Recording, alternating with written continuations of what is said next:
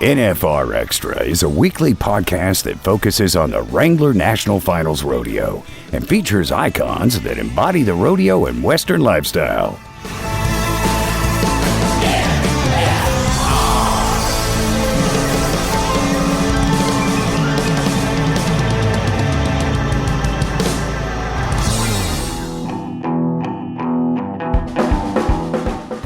It was such a weird deal because like once you really didn't know what you were missing until you won one. Once you had won it and won it for several years, you just didn't want to give it up.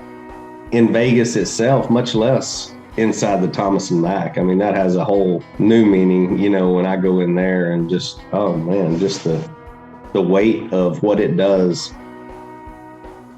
I remember you shared a story a while back when you were just talking about your son. And you guys were flying out here, and your son looking out the window, and he looked back at you and goes, "Dad, I love coming to this place." He says, I love this Las Vegas. Yeah, that's right. Hey, everybody, this is Steve Goddard, and you're listening to the NFR Extra.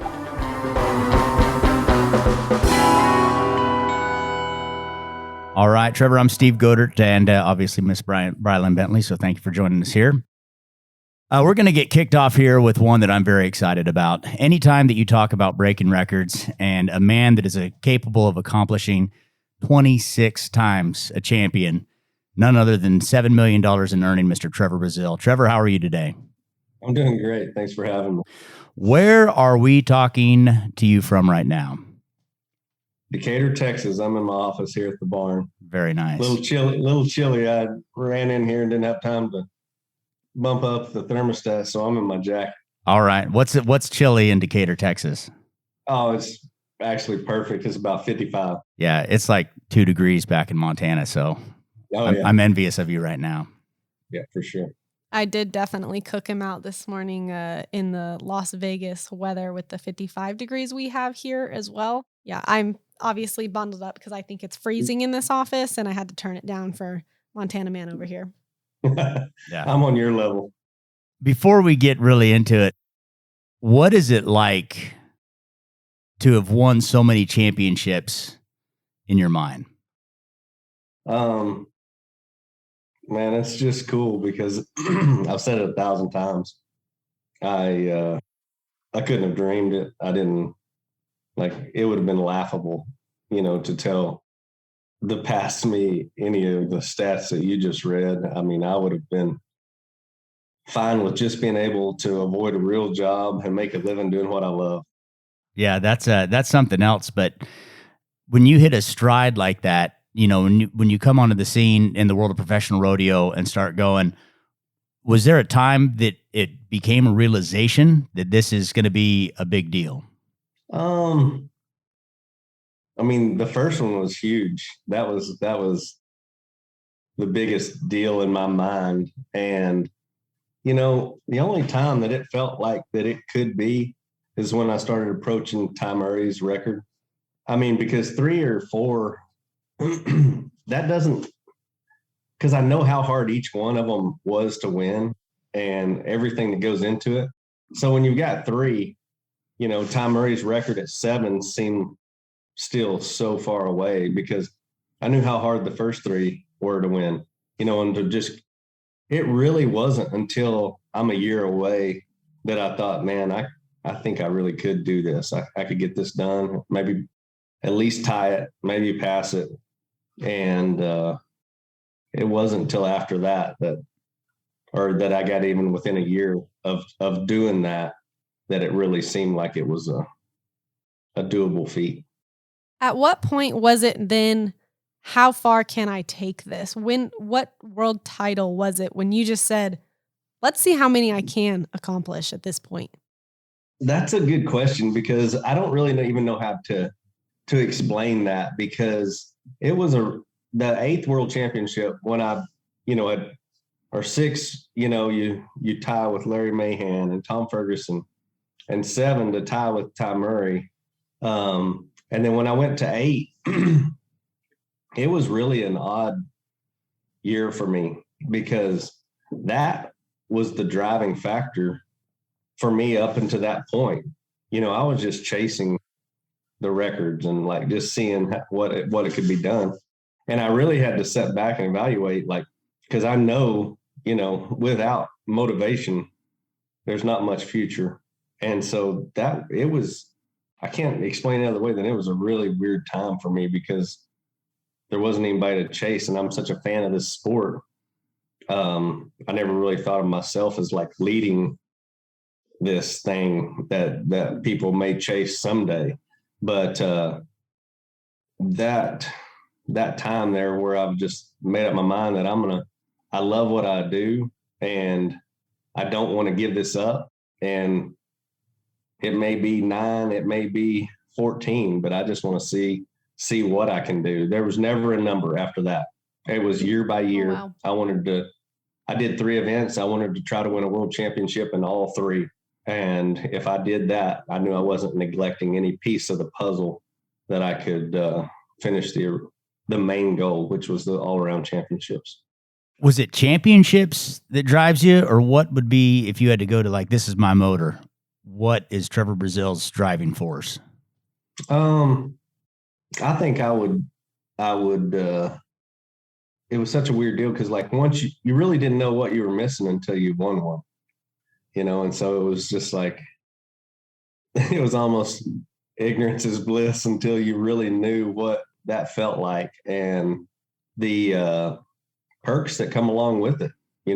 Frankly, I mean, from endorsements to it opens so many doors, and it's just one of those things to where you just did once you had won it and won it for several years, you just didn't want to give it up. It was like you didn't want to relinquish that title and the things that go along with it. So, I mean, yeah, at the end of the day, it was the championships, but what the stuff that comes along with that, the intangible things that you can't see or you don't really know about, those are the things that help drive you. You talk about the partnerships, and I know there are so many things that you get to do with brands and elements that come after your world champions titles here in Las Vegas. Is there a time where you won a title and, the photo shoot following the NFR really stood out to you? Like, was there a moment when it kind of just was like, oh, that was cool. That was a great opportunity simply because I was a world champion? Oh, I mean, that's happened a lot. I mean, like I remember finishing at the national finals and then flying in a helicopter to take a picture at, the Valley of Fire out there, where they dropped me off on the highest point out there and then was flying around taking pictures. And I remember being at the top of one of the hotels out there. I don't even remember exactly which one it was, but it was, the elevators only went so far, and then we had to go stairs and service chutes to get us to where, we were actually on top.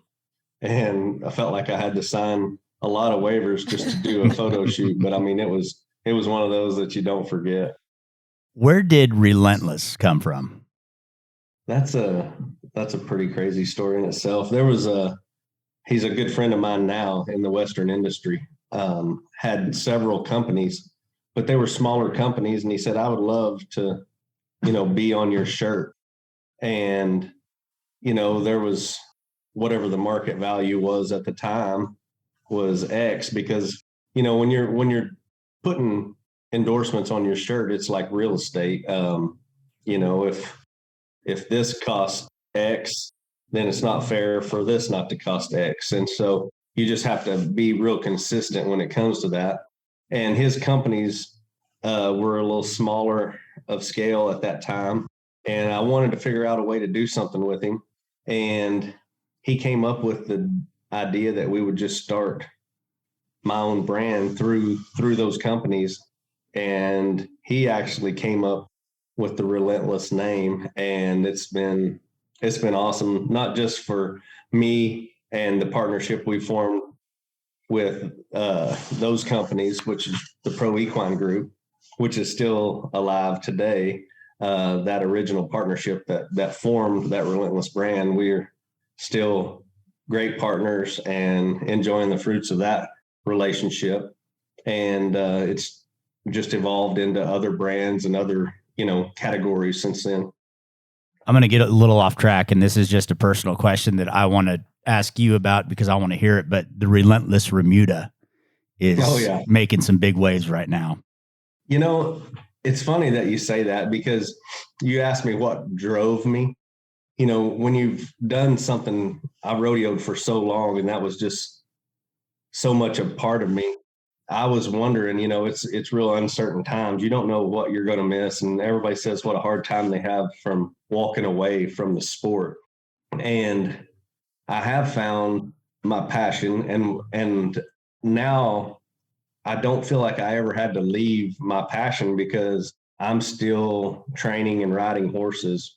And I think through my career, my horses were more my passion than the championships and all the stuff that comes along with it. Like, everybody has their attributes, whether it's speediness, quickness, strength. You know, everybody has their strengths. And for me, I feel like anywhere where I lacked, my horses made up for it. And that's something that I haven't had to let go of yet. And so I still feel like I'm living out my dream, being able to rope here at the ranch and make good horses. And it's been a blast, and being able to be here and enjoy my kids and my family and the passion all at once. It's a dream come true. Now, recently, I believe you just entered one of the team roping fraternities there in Fort Worth. How has that venture been for you and those younger horses? Well, it gives me a place to showcase, you know. So I spend 90% of my time at home now, but now I get to go to town, you know, 6-8 times a year and show people what we've been working on, kind of just show off the product of all the hours that we spend here training and getting these young horses ready for the next phase of their careers. Now, still competing a little bit, obviously, you went to Pendleton this year, and I think this was a huge shocker for everybody. Why Pendleton? What drew you to pull out the card and go out? Well, my partner in Relentless Remuda, Miles Baker, had never been there, and he had always heard of us talking about that rodeo because it is so unique. And he's like, I'd love to go there. I said, if you want to go, I said, I'll go with you. And he said, well, who are you going to rope with? And anyway, I found a team roping partner, and I just couldn't leave well enough alone. I hadn't roped calves in 2 years, and thought I would just go ahead and enter everything, because it wasn't like, it's hard for me to go to a rodeo and just enter one thing. I'd rather just go watch. I mean, I just want to, that's the way I compete. I competed in all of it, and I just enjoy that part of it. And so it was fun going up there. It was more work than I care to admit to try to get back even remotely close to where I needed to be. But it was a lot of fun. And I do miss seeing the people. I mean, that's probably the coolest thing about rodeo is the friends you meet. The bad thing is when you retire, you don't see them on a regular basis. You know, even friends throughout like the Northwest or different regions that we'd always see every spring in California or every summer or fall at the Northwest. I mean, you don't see those people as much. And so I missed that part of it, but it was cool getting back out there. Every year, rodeo fans make their way to Las Vegas to immerse themselves in the Western lifestyle. For many, their NFR experience includes a trip or two to the Cowboy Channel Cowboy Christmas in search of more. More time with friends, more fashion, more entertainment, more choices, more autograph sessions, and more Vegas. The Cowboy Channel Cowboy Christmas, December 1st through 10th at the Las Vegas Convention Center, South Halls. Open daily from 9 a.m. to 4 p.m. It's all here. You talk about not seeing them, and a lot of people talk about Las Vegas being kind of the reunion for everyone, whether that's at the Thomas and Mack or Cowboy Christmas, the autograph sessions, whatever those elements are. This year, before we jump into it, but what does coming to Vegas mean to you, just as a whole? I know you guys come out here more than just for the NFR, but like, what does Vegas mean when it comes time to get here? Well, it just had such a tremendous impact on my career and has done so much for me, that town. And it feels like home. My son's first birthday is just, celebrated, or second birthday through his 13th was in Vegas because it's December 1st. And so, we just have a ton of memories in Vegas itself, much less inside the Thomas and Mack. That has a whole new meaning, you know, when I go in there, and just the memories, and just the weight of what it does, not only for every contestant, because everything we do for the other 350 something days of the year can be done again right there in those 10 days in Las Vegas. I mean, it can double or even surpass your regular season earnings. I mean, it's just huge. And I think the fans know that. I think and that's the energy around that place, but especially in the Thomas and Mack.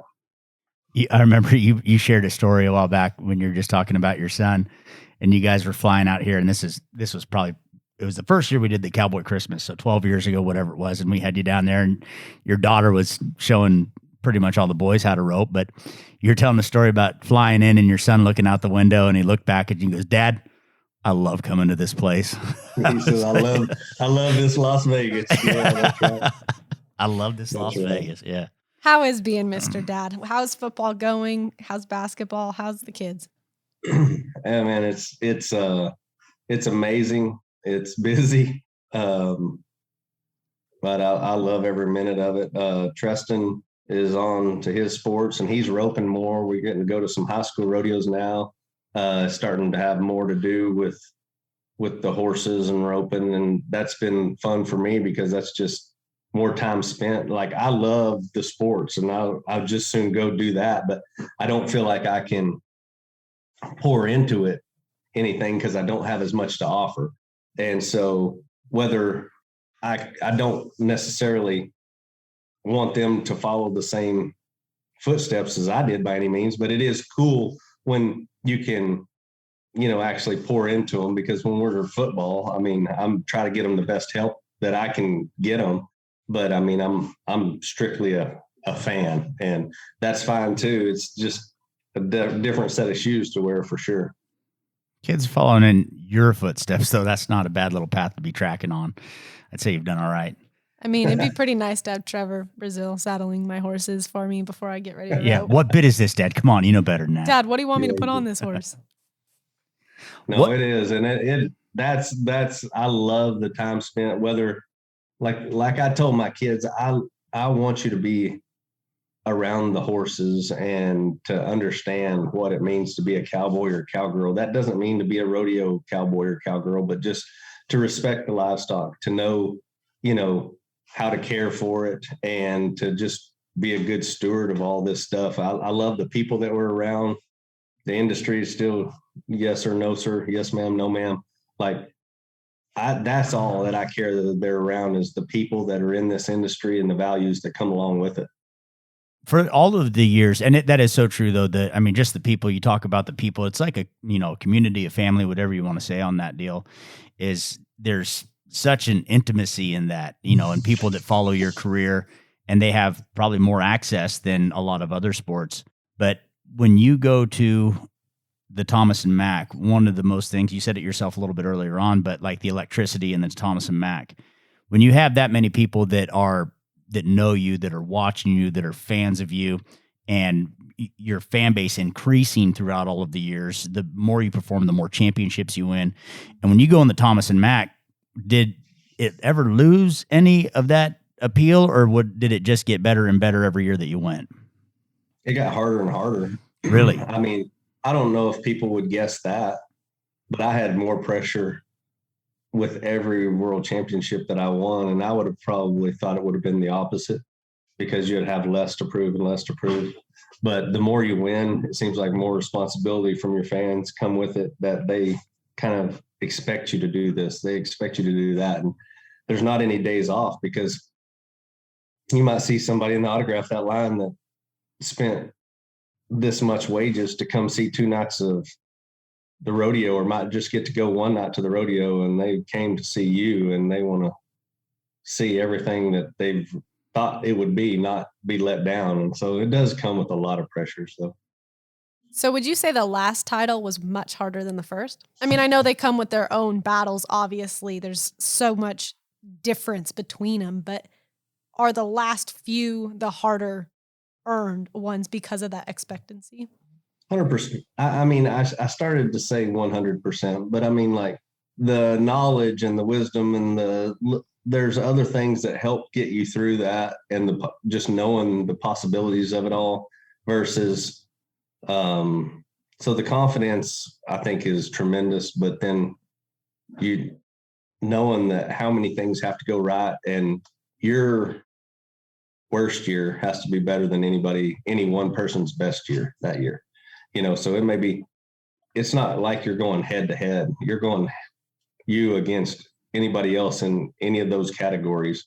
And you have to know that your off year has to be better than theirs, or you're going to lose it, so that's a lot to take in too, because every year, I don't care what sport you're in, isn't all roses, and you have to deal with, different things that year. And, all it takes is somebody having a storybook year for them, and in a struggle or in a certain season that's, whether it be horse related or anything like that you have to produce, every time. And so that's where a lot of the pressure came from, I think.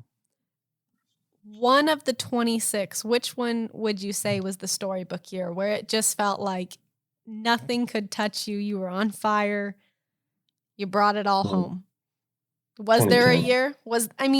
As crazy as that sounds, did they all have those moments where you're going to have to kind of ride out the low point and go through it? Or was there ever a season where you just felt like, man, my horses are strong, I'm strong, and it was just confidence the whole season where it led you to the Thomas and Mack where you brought home those titles? 2010 sticks out to me. I won the Triple Crown twice, but in 2010 I won it in a different, both of them were different combinations. In 2010 I won the tie down roping and the team roping in the same year, and that was a really special year. And I won second in the steer roping that year too. That was really close to having a quadruple crown. Came down to the last round of the steer roping finals, but in 2007, I won the steer roping and the tie down roping. So, but to me,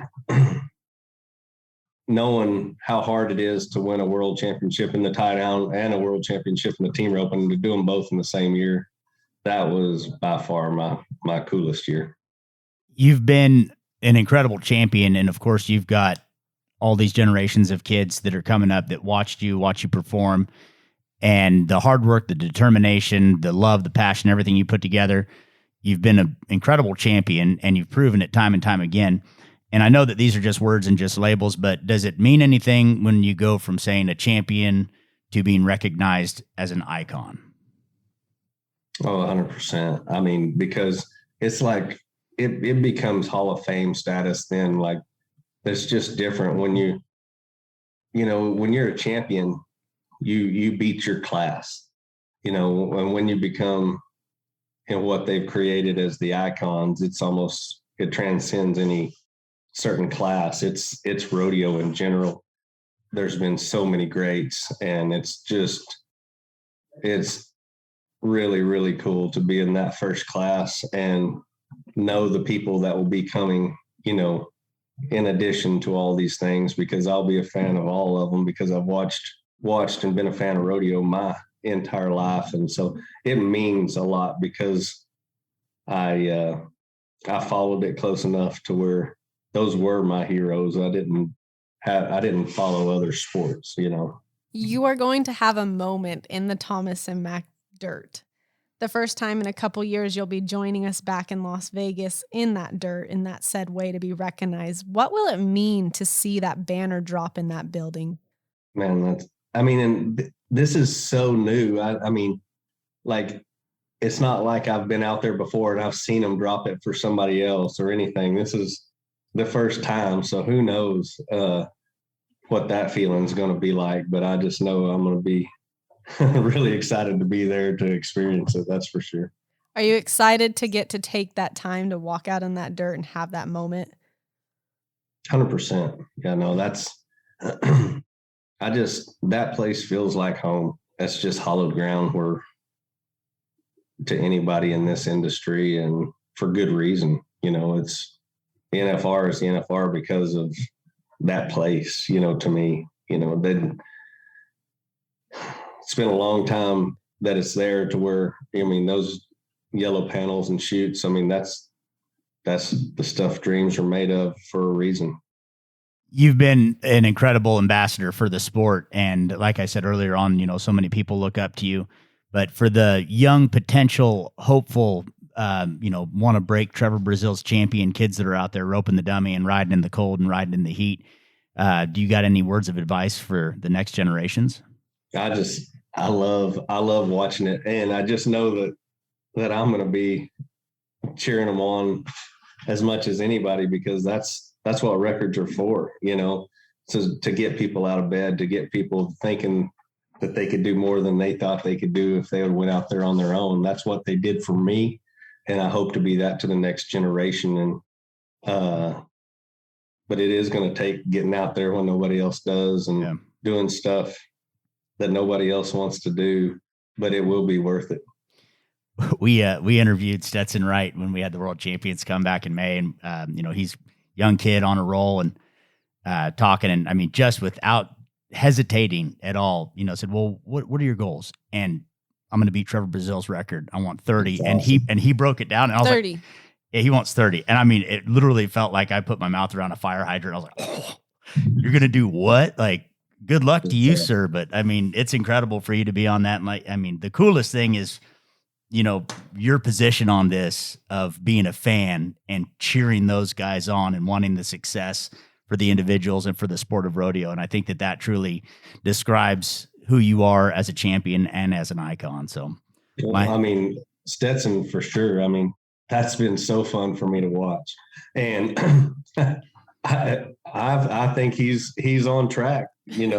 I wish him health and just luck, everything that it takes to do all those things, because he's got all that it takes. And it's going to take somebody really special to do something different than what we're seeing, because right now it is pure dominance. Yeah, absolutely. It's almost unreal to see how he has come on and stayed strong throughout his 4 years with us. I mean, I think he will be exciting to watch. And just like you said, this bar has been set by you, but to watch this next group and generation start to come up and see that that's their point of, I have to break that record. It's no longer, those that were at 7 or 8, and they have this huge bar to break. So the challenge has been set by you, and I'm excited to watch our generations continue to try and. But if anybody believes it can be done, it's me, because they said the same thing about Ty Murray's record. They've said those things, about Guy Allen winning 18 world championships. I mean, it's not, people aren't saying that for the first time. It just takes somebody like Stetson that believes they can do it. And I'm cheering for him. It's going to be fun watching. That it is. That it is. Well, thank you for taking the time to join us. We love having you. We are excited to have you join us in Las Vegas this December as a NFR Vegas icon. Man, that's going to be an experience. It's got a good ring to it for sure. Thank you, guys. Thanks for having me, and what an honor. Thank you. Appreciate you. Thank you, Trevor.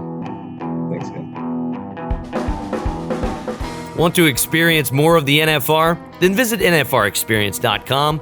And we invite you to subscribe to NFR Extra on Apple Podcast, Spotify, iHeartRadio, and wherever you're listening right now.